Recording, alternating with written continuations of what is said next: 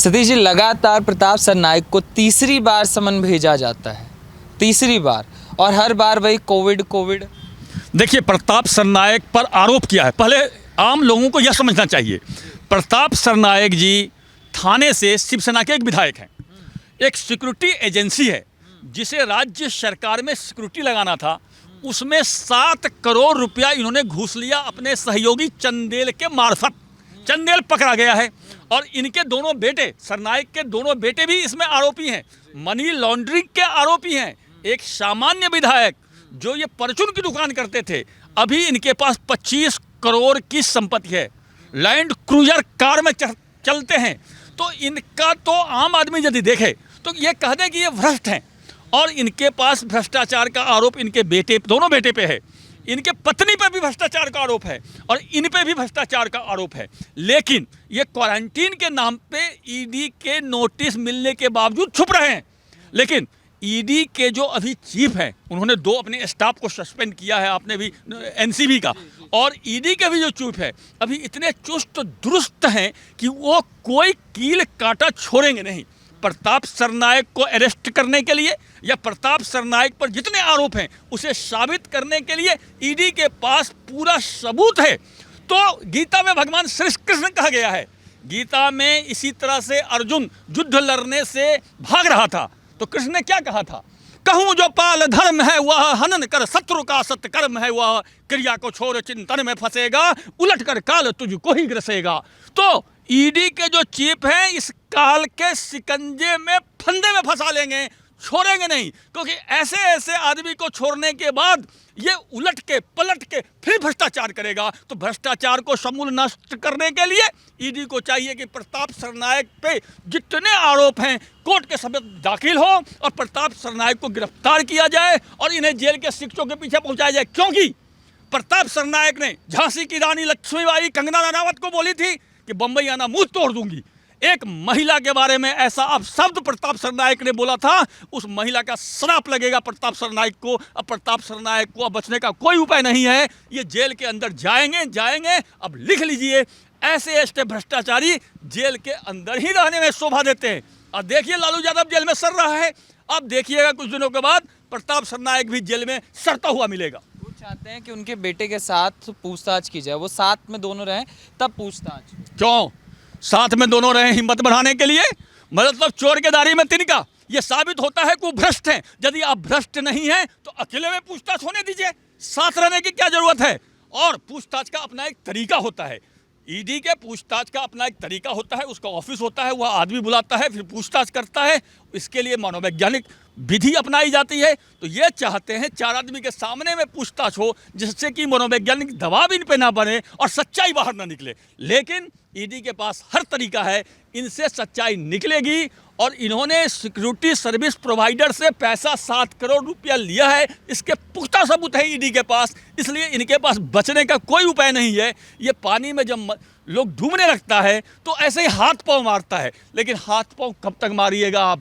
आपका भ्रष्टाचार तो समुंदर है, समुंदर की लहरों में आप खो जाइएगा और ईडी अपने शिकंजे में बंद करके आपको जेल के सलाखों के पीछे पहुंचाएगी। मगर सर, ये महाराष्ट्र में आखिर चल क्या रहा है? लगातार ईडी का एक के बाद एक मामला सामने आना। पहले जो आरोप लगते हैं उद्धव ठाकरे की पत्नी के ऊपर, उसमें रश्मि ठाकरे के ऊपर जिस तरीके से आरोप लगते हैं कि किस बार ट्रांजैक्शन हुए हैं, प्लॉट की ट्रांजैक्शन हुई है, फिर इनके बाद लगता है कि 800 गुना संपत्ति को बढ़ा लेना प्रताप सरनाइक के द्वारा।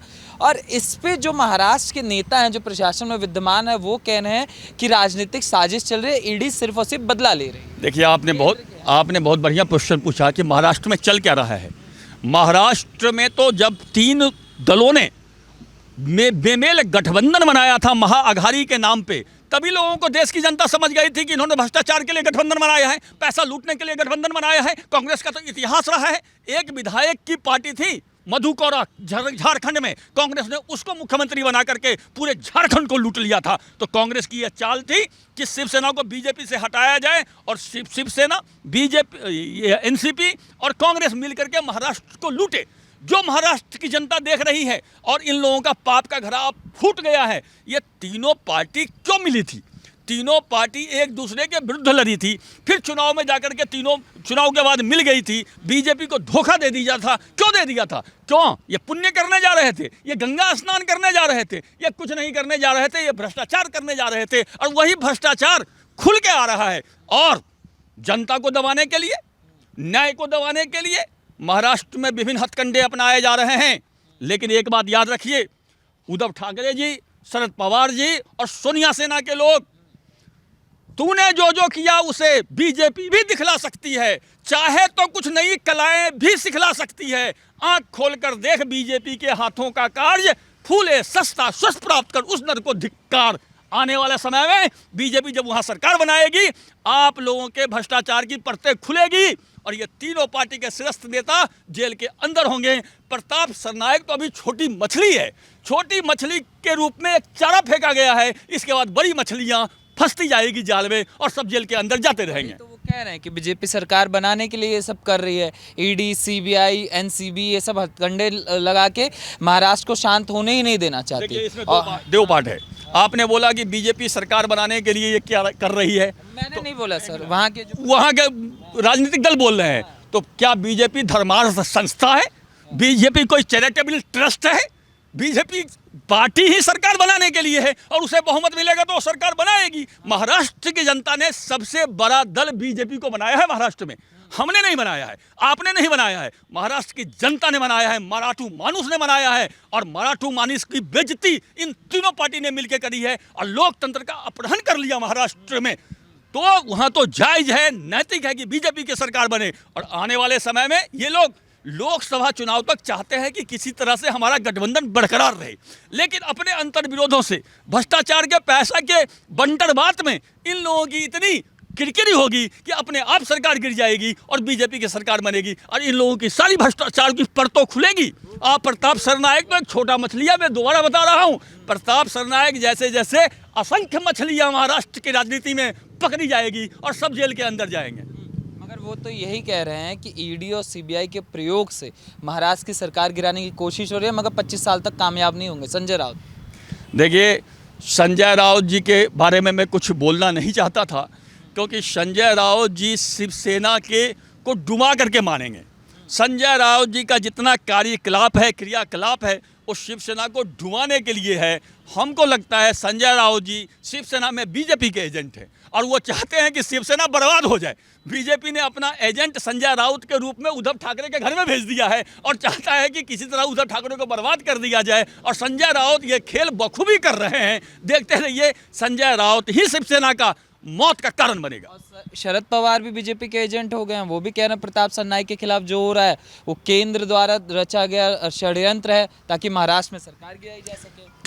क्या हम यह भूल जाए कि शरद पवार सरकार बनने से पहले मोदी से मिलने आए थे कि मुझे कृषि मंत्री मेरे बेटी को बना दीजिए, वहाँ पर अजीत पवार को उप मुख्यमंत्री बना दीजिए, मैं आपको समर्थन दूंगा। ये बात मैं भूल जाऊं? तो शरद पवार जी वहाँ किस लिए गए हैं?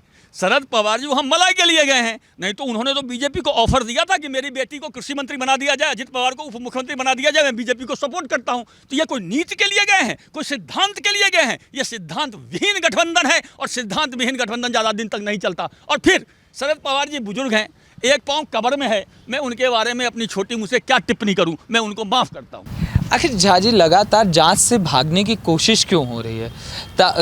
कोरोना का बहाना बनाना हो ताकि बोलना हो कि उनकी जो वाइफ है, जो उनकी बेटे की वाइफ है, उनकी तबीयत खराब है, वो नहीं आ सकती, और बेटे के साथ जांच की मांग करना, ये क्या? हाँ, ये बहुत अच्छा तर्क है। उनका कहना है कि मेरी पत्नी हार्ट की मरीज है। इससे पहले तो इनकी पत्नी मुंबई में दंदनाती घूमती थी, तब तो कोई हार्ट की मरीज नहीं थी। विभिन्न पार्टियों में देखी जाती थी, तब तो कोई हार्ट की मरीज नहीं थी। ईडी का नोटिस जाते ही इनकी पत्नी को हार्ट की बीमारी हो गई। ये लोगों का पता नहीं कितना अच्छा बहाना होता है कि बीमारी के बहाना बना करके छिपने लगते हैं।